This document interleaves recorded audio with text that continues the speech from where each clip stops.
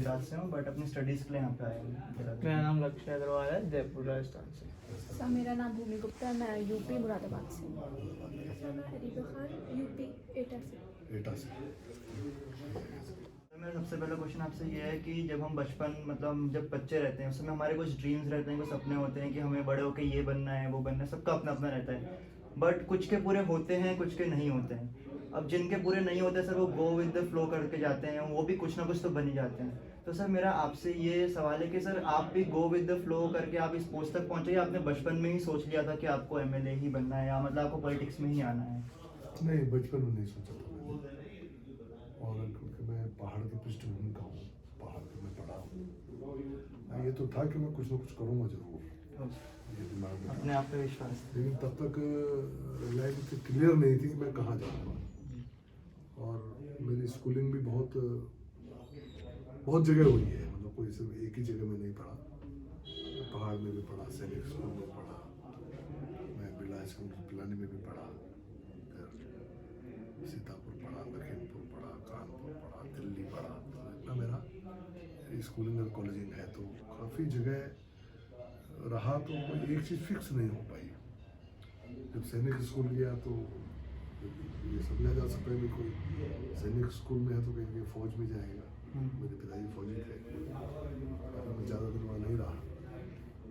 लेकिन कुल मिला के ये ज़रूर दिमाग में था, और पढ़ने में ठीक थे तो दिमाग में रहता था कि कुछ ना कुछ बनेंगे जरूर। पिताजी मतलब पॉलिटिक्स में जाएंगे या नहीं, पॉलिटिक्स तो उस समय हमें पता भी नहीं था, इस लाइन का कुछ आइडिया भी नहीं था। ये तो शहरों का जीवन है, गाँव में कहाँ इतना पता होता है यार। गाँव में इतना पता है कि मैं स्टूडेंट को मुझे पढ़ना है और ज़िंदगी में कुछ करना है, ये आपके अंदर था कि कुछ करना है। ये एक चीज़ होती है, और उसी हिसाब से आगे बढ़ते चले गए। तो बेसिकली मैं मैनेजमेंट का काम किया है, लेकिन एक सर्कमस्टांसेस होते हैं, आदमी को टेबल टेबल करते हैं, जहाँ डेस्टिनी जहाँ ले जाना चाहती है वैसे ले जाती है। जी।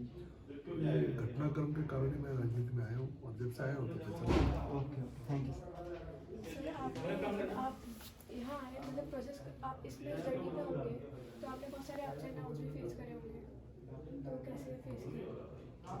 ऐसा है, मुझे 85 से मैं राजनीतिक क्षेत्र में हूँ और भारतीय जनता पार्टी का कर रहा हूँ।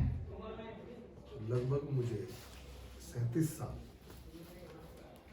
इस फील्ड में हुए, और 37 साल में एक दिन का भी आराम नहीं हुआ है। मतलब मैं लगातार एक्टिव पॉलिटिक्स में बना हुआ, कई बार पदों पे भी रहा, कई बार नहीं भी रहा, पार्टी के पदों पर रहा, और लेकिन लगातार काम कर रहा हूँ। तो ये जीवन में काम की जो निरंतरता है, ये व्यक्ति को कहीं कहीं पहुँचाती है। आप लोग पढ़ रहे हैं, अगर आप निरंतर पढ़ाई करते रहेंगे, एक अनुशासित तरीके से अपनी पढ़ाई को आगे बढ़ाते रहेंगे, ये तय है कि मुकाम आपको भी मिलने वाला है। लेकिन जहाँ निरंतरता टूटेगी, वहाँ फिर आगे की संभावनाएं उतनी कम हो जाती हैं। हो सकता है उसके बाद भी फिर आदमी गियर पकड़ ले और उसके बाद चल पड़े, लेकिन अगर तारतम्य टूटता है तो उसका प्रभाव जीवन पर आता है। तो जैसे आप लोग पढ़ रहे हैं, तो अगर निरंतर अपनी पढ़ाई से जुड़े रहे और पढ़ाई के माध्यम से कई मुकाम तक जब तक पहुँचे नहीं तब तक लगे रहे, तो कहीं ना कहीं ठौर मिलेगा। ऐसे राजनीतिक क्षेत्र भी है, हम लोग लगातार काम कर रहे हैं, तो कहीं कहीं जो रास्ता मिलता है आदमी कहीं कहीं पहुँचता है। तो उसी क्रम में मान के चलिए हम यहाँ तक पहुँचे हैं, लेकिन संघर्ष जुड़ा हुआ है। मैं पूछना चाहूँगा आपसे कि आपके जीवन में जो सबसे महत्वपूर्ण इंसान जिसने आपको इंस्पायर किया हो कि पॉलिटिक्स में आना है, फिर ऐसे एमएलए में आना है, बड़ा ऐसा कोई इंसान? ऐसा नहीं बेटा, देखो ऐसा ना, हम मेरे खुद का परिवार ही बहुत संघर्ष है। फादर बहुत छोटी उम्र में बॉयज़ कंपनी में आर्मी में गए थे, फिर आगे उन्होंने पढ़ाई आर्मी में काम करते हुए पढ़ाई को बड़ा हाईली क्वालिफाइड है। फिर उन्होंने यूपीएससी क्वालिफाई करके आर्मी से रिटायरमेंट के बाद फिर वो आगे सिविल सर्विसेज में निकले। तो मैंने उनके जीवन को ही देखा है, तो काफ़ी स्ट्रगल का लाइफ रहा है, काफ़ी संघर्ष रहा है, तो वही मेरे लिए इंस्पिरेशन रहा। लेकिन कुछ चीज़ें हैं जो मुझे इंस्पायर करती हैं। मेरे जीवन में 2-3 घटनाएं हैं, उनसे कुछ मैंने सीखा है। आप भी चाहें तो कुछ ऐसी चीज़ें निकाल सकते हैं। जब जब पढ़ते हैं, चलते हैं, तो बहुत सारी ऐसी चीज़ें होती हैं जो आपको इंस्पायर कर देती हैं, वहाँ से आपके थॉट्स बन जाते हैं। उदाहरण है, मैं एक बार दिल्ली में इंटरव्यू दे रहा था।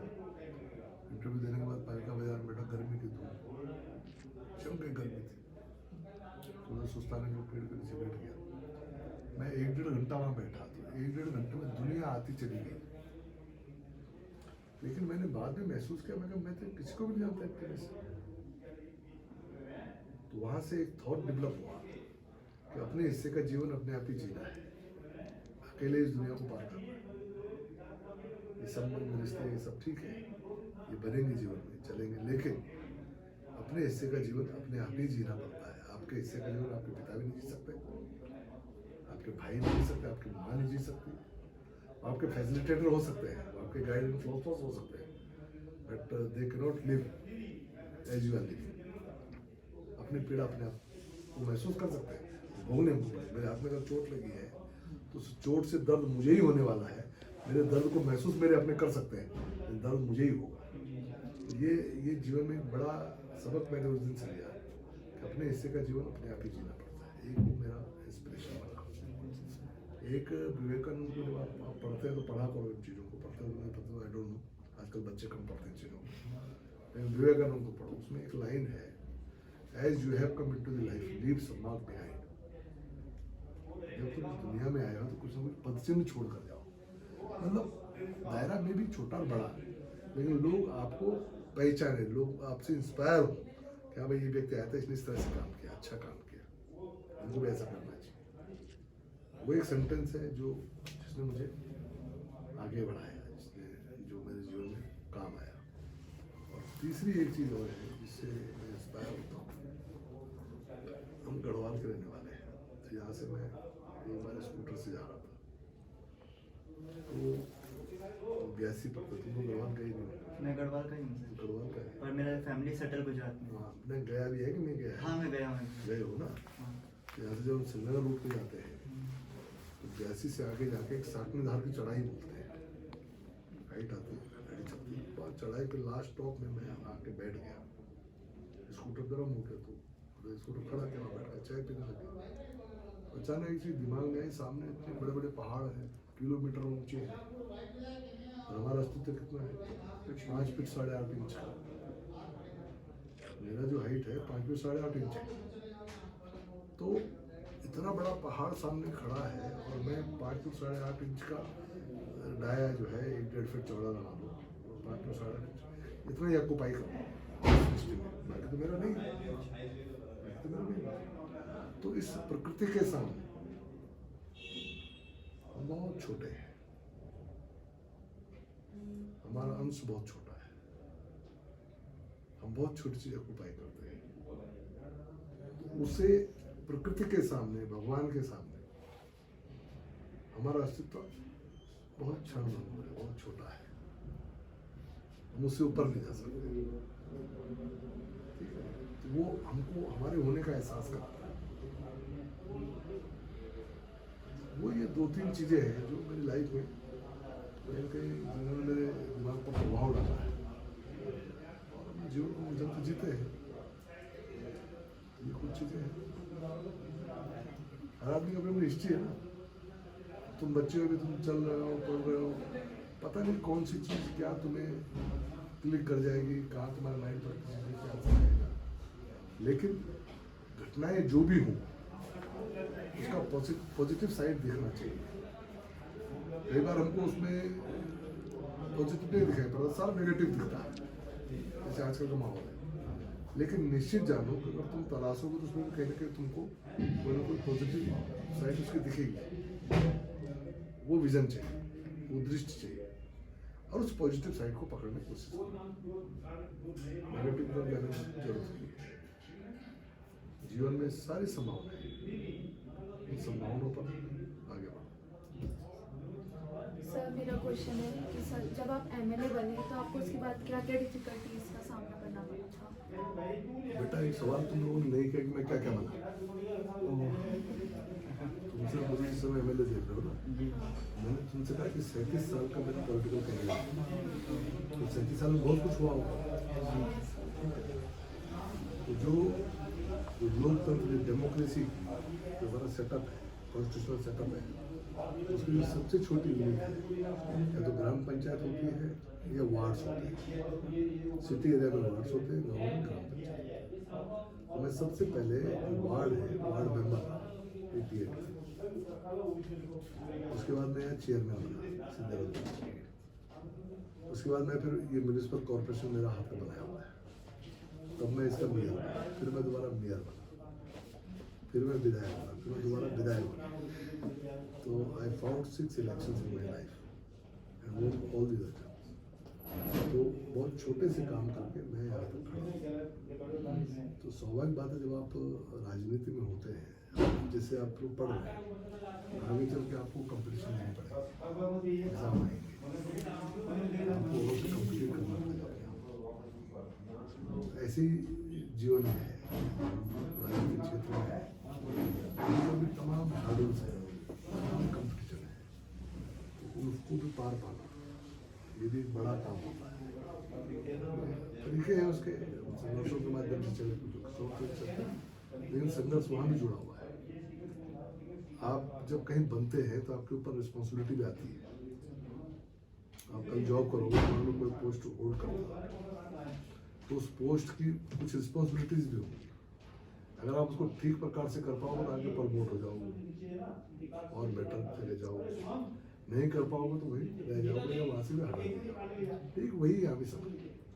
हमको जब सभासद बनाया तो हमने ठीक काम किया होगा तो हमने चेयरमैन बना दिया, फिर ठीक काम किया होगा तो मेयर बना दिया, ठीक काम किया होगा फिर बना दिया, कुछ ठीक किया होगा तो फिर विधायक बना दिया, अब ठीक कर रहे हो तो फिर दोबारा बना दिया। तो कुछ ना कुछ ठीक करते जाना वो सक्सेस की है। ये तुम लोगों पे भी लागू होते, हम पे भी लागू होते, हमारा पब्लिक फील्ड है, तुम्हारा पढ़ाई करते हैं। सर जब आप मतलब इस लाइन में आए होंगे तो आप बहुत डिफरेंट रहते हैं पीपल से डील करते होंगे, तो वो सब कैसे possible है? देखिए बहुत सारी चीज़ें तो काम करते करते आती है। जैसे मैं जब सभासद बना तो 24-25 साल का था, बहुत छोटे हुआ था, मेरी उम्र कितनी होगी, मेरी 22 साल होगी, 19 साल, 24 साल में सभासद होता था। बहुत छोटी उम्र थी उस साल, पब्लिक फील्ड का बहुत आइडिया भी नहीं था, लेकिन सिंसियरिटी आदमी को सब सिखा देती है। काम के मामले में सिंसियर थे तो करते रहे, तो धीरे धीरे चीज़ें समझ में आती थी, आगे बढ़ते चले गए और आज इस फील्ड के कह सकते मास्टर के तौर पर काम कर रहे हैं। कैसे होना है, क्या होना है, सब समझ में आने लगता है, बशर्ते आप उस चीज़ में इन्वॉल्व हो जाए। आप किसी सब्जेक्ट में घुसते हैं, किसी चैप्टर कई बार ऊपर से निकल जाता है, उसको 2 बार पढ़ते हैं, 3 बार पढ़ते हैं, 4 बार पढ़ते हैं, सीनियर से पूछते हैं, बच्चों से पूछते हैं, तो कंसेप्ट जब क्लियर होते चले जाते हैं तो आपको लगता है इसमें तो कुछ था ही नहीं, हम तो बिना बात ही उलझे हुए थे, बहुत सरल है। तो ऐसे होता है, हमने भी पढ़ाई की, हमें भी ऐसा होता था। तो जिस चीज़ को आप मन से कर लेते हैं वो चीज़ें आसान होती चली जाती हैं। सर वन लास्ट क्वेश्चन मेरा ये है कि सर मतलब आप जो यहाँ तक आए, मतलब इसमें आपको डिफरेंट जैसे उन्होंने पूछ ही लिया था ये क्वेश्चन, सर मेरा ये क्वेश्चन है कि मतलब डिफरेंट लोगों को आपने जब डील किया तो कोई किसी तरह से आता होगा, कोई किसी तरह से, किसी का बैकग्राउंड कुछ होता होगा, कोई कुछ मतलब कोई भी मतलब अलग अलग समस्या लेके आता होगा। तो आज तक की ऐसी समस्या जो आपको भी सच में चैलेंजिंग लग गई हो कि मतलब ये तो सच में देखो ऐसा है, हम लोगों को बहुत जीवन जीना लंबा आगे, ये बात ध्यान रखना। अपने बारे में जब आप कुछ कह रहे हो या कर रहे हो तो कुछ प्रिंसिपल बेस्ड लाइफ जीना, प्रिंसिपल से कि हम इस तरह से जिएंगे। लेकिन जब आप दूसरे को डील कर रहे हो फिर उसके मेंटल लेवल पे जाना पड़ेगा, तो आपसे क्या एक्सपेक्ट कर रहा है, क्यों एक्सपेक्ट कर रहा है। कई बार लोग इरिटेट हो जाते हैं, हम तो गुस्सा करने लगते हैं, जी इसी बारे में, लेकिन वो हम पे गुस्सा क्यों कर रहा है, इसलिए कर रहा है कि वो परेशान है और वो जानता है मैं उसकी समस्या हल कर सकता हूँ, जी जी वो हो नहीं रही है। उसके गुस्से से मैं भी अगर रिएक्ट कर जाऊंगा तो मैं क्या, तो उसकी समस्या को समझना, उसके लेवल पर उतरना। वो जरूरी है। बहुत ऊपर बैठ के आप नीचे चलने वाली समस्या नहीं समझ पाएंगे, पहले समस्या समझ तो आपका मेंटल लेवल पर उस लेवल पर आना पड़ेगा, इसकी इस तरह की प्रॉब्लम हो सकती है, ये सिचुएशन में रह रहा है, तो उसकी प्रॉब्लम को समझना, और उसके बाद उसका समाधान करना। तुम लोग टेक्निकल लाइन से जी क्या क्या CS CS वगैरह, कंप्यूटर साइंस। ठीक है, तुम्हारा थोड़ा सा सोफिस्टिकेटेड लाइन। हमारा भी एक बच्चा तुम्हारे पेट्रोलियम से निकला, मेरा छोटा भाई इसका बेटा, ऑटोमोबाइल से क्या होता है तुम्हारे ऑटोमेशन क्या बोलते हैं? सर ऑटोमोबाइल्स रहते हैं। अच्छा सर, तो उससे वो निकला मारुति में अभी हाँ मतलब ऑटोमोबाइल्स बढ़िया से निकला हुआ है। तो क्या है कि अब जैसे मान लो मैकेनिक है, अब उसमें तो इंजीनियर से लेकर नीचे सामान्य मैकेनिक तक आता है, वो काम कर, जब तो वो काम तुम्हारी समझ में नहीं आएगा तुम उससे काम कैसे लोगे? सही बात है। बताओ। नहीं ले सकते अब तुम कंप्यूटर साइंस से कर रहे हो, एक आदमी ने तुमको टास्क दिया, तुमको एक्सेल पर काम करना है, अब वो तो तुम इंजीनियर, अब तुम ऑपरेटर तो नहीं हो, है ना? एक्सेल पर बैठेगा वो तो ऑपरेट करेगा, ऑपरेटर बैठेगा, लेकिन जब तक तुमको एक्सेल आता नहीं होगा तुम उसको क्या गाइड करोगे? अगर कहीं उसकी कमी है तो कहाँ निकालोगे, कहाँ से ठीक करोगे? तो आपको उस लेवल पर माइंड ले जाना पड़ेगा, उस लेवल की नॉलेज चाहिए ना आपको। तो ठीक इसी तरह हमारी लाइन भी है, उनके लेवल पे कि अब जिस लेवल के लोगों से हम डील कर रहे हैं, हम मान लो हम स्लम्स में रहने वाले लोगों से भी डील करते हैं, तो हम बहुत बड़े 5 स्टार्स में रहने वाले लोगों से भी डील करते हैं। उसका माइंड सेट अलग होगा, इसका माइंड सेट अलग होगा, इसका नेचर ऑफ प्रॉब्लम अलग होंगे, उसका नेचर ऑफ प्रॉब्लम अलग होंगे, लेकिन एक्सपेक्टेशन एक जैसी हो सकती है। वो अपनी प्रॉब्लम का समाधान चाहता है, वो भी अपने प्रॉब्लम समाधान चाहता है, लेकिन the nature of problem is different. तो आपको उनके लेवल पे आके समझिए। ये अलग अलग लोगों का अलग अलग तरह से होता जी, है ना? सर लेकिन हमको हल करना है, तो हमको उन लोगों के हिसाब से ही सोचना पड़ता है। जी तो अपनी पढ़ाई को पूरी ईमानदारी के साथ करो। अगर तुम अपनी पढ़ाई पूरी ईमानदारी के साथ ठीक प्रकार मेहनत करके तो आगे तो रास्ते खुले हुए ना। लेकिन अगर आज ही तुमने गड़बड़ कर दी तो आगे तुम्हारा कैसे बनेगा? तो समय के साथ जो टास्क आपको दिया जाता है, भाई आज ही तुम सोचोगे IAS आज नहीं बन सकते, तुम ग्रेजुएशन कंप्लीट करो तब बनो। लेकिन आज का काम भी अगर तुम पूरा कर रहे हो तो आगे के रास्ते तुम्हारे बन रहे हैं। एक तो जो टास्क हमारे पास है उसको हम ईमानदारी के साथ पूरी क्षमता के साथ उसको पूरा करें, पहला काम। और दूसरा, जैसे मैंने कहा कि जब अपने लिए कोई चीज तय करो तो कुछ जिंदगी के कुछ सिद्धांत जरूर प्रतिपादित करो कि मुझे ये करना है, ये नहीं करना है, चाहे कोई सिचुएशन आए। जैसे हैबिट्स है, तो हैबिट्स को हम कंट्रोल कर सकते हैं। जीवन में हैबिट्स का बड़ा महत्व है। जी आदत अगर ठीक है तो आदमी अगर बड़ी पोस्ट पे नहीं भी है तब भी बड़ा आदमी है, और आदतें खराब है तो बड़ी पोस्ट पे भी आदमी खराब आदमी है, क्योंकि उसका कहीं ना कहीं नेगेटिव सामने है। तो सबसे पहले अपनी हैबिट्स ठीक होनी चाहिए, टाइम मैनेजमेंट आना चाहिए, जो तय किया उसको प्राप्त करने की लगन होनी चाहिए, आग होनी चाहिए, तय कर दिया इसको करके छोड़ना चाहिए। ये 2-4 चीजें जीवन में जोड़ दोगे तो परेशानी कहीं यही, लाइफ इज सो इजी, कोई दिक्कत ही नहीं। थैंक यू सो और मच। ऐसा करते नहीं हो ना तुम लोग, मुझे मालूम है। Thank you so much, sir. It was pleasure meeting you and pleasure talking to you. Thank you so much, sir. Thank you very much.